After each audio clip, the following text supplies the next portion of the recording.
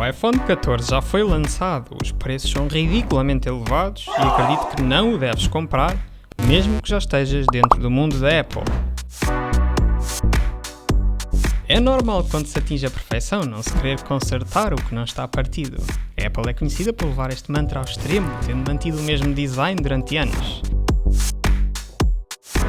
Isto em si não é reprovável, mas esta é a mesma empresa que deixou de incluir o transformador da tomada com a compra do iPhone. Problema número 1. Ninguém se queixou que fosse um problema ter todos os acessórios necessários incluídos na compra de um smartphone de 1000 euros. Problema número 2. Um acessório destes, que vai acabar por ser comprado à parte, terá de vir noutra embalagem, logo não parece ser uma grande ajuda para a pegada ambiental. Problema número 3.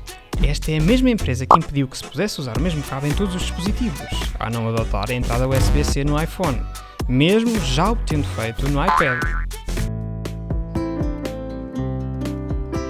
Estes foram 3 exemplos de alguma da controvérsia que tem havido.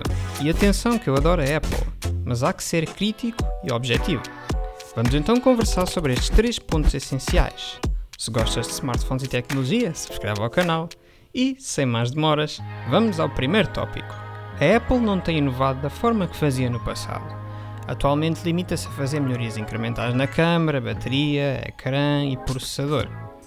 Estes upgrades têm sido frequentemente atribuídos apenas às variantes Pro dos iPhones, deixando as versões base desprovidas de especificações que justifiquem o seu preço elevado, acabando mesmo por perder funções que deveriam ter nessa faixa de preços quando comparado com a concorrência.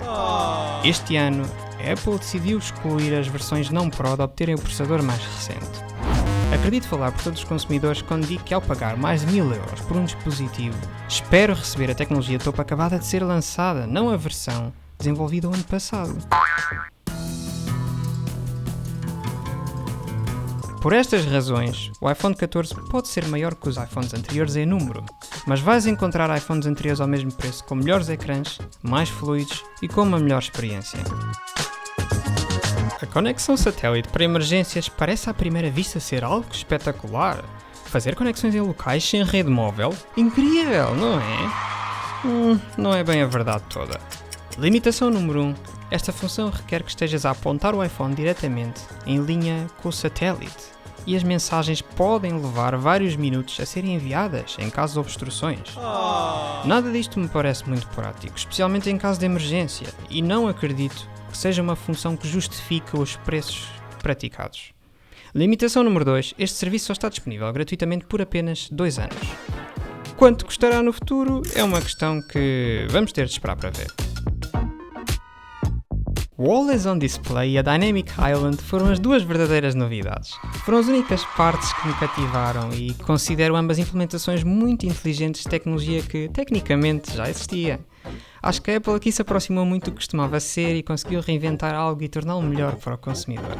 A Dynamic Island é uma adaptação extremamente inteligente da Notch, que vai tornar a utilização do iPhone única e divertida. Agrada-me muito a ideia de misturar hardware e software para fazer algo verdadeiramente útil. Transforma realmente a Notch em algo para o qual as pessoas vão querer olhar e com o qual vão querer interagir. Com a Dynamic Island, a Notch deixa de representar a falta de ecrã e passa a ser um complemento informativo para o ecrã.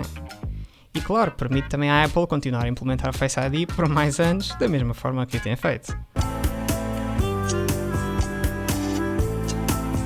Os novos Always On Display parecem ser uma implementação estética excelente. A ideia de continuidade do ecrã de bloqueio é genial, mas ao contrário da Dynamic Island não é inovadora. A Xiaomi tem feito o mesmo durante anos, mas é inegável que parece estar ao nível dos fantásticos Super Wallpapers da Xiaomi, que por agora continuam a ser as minhas implementações favoritas da Always On Display. Se estás a pensar em comprar um iPhone 14, partilha nos comentários qual a tua motivação, que novidades te chamaram mais a atenção. Se discordas de algum ponto deste vídeo, não hesites em partilhar a tua visão acerca da Apple. O mundo é feito de visões opostas e se fôssemos todos iguais, era aborrecido. E mais uma coisa, preciso da tua ajuda. Um site malicioso decidiu tirar proveito do conteúdo do meu canal. Clica neste vídeo e ajuda-me a reportar esta situação. Eu sou Tech in the House e vemo-nos lá.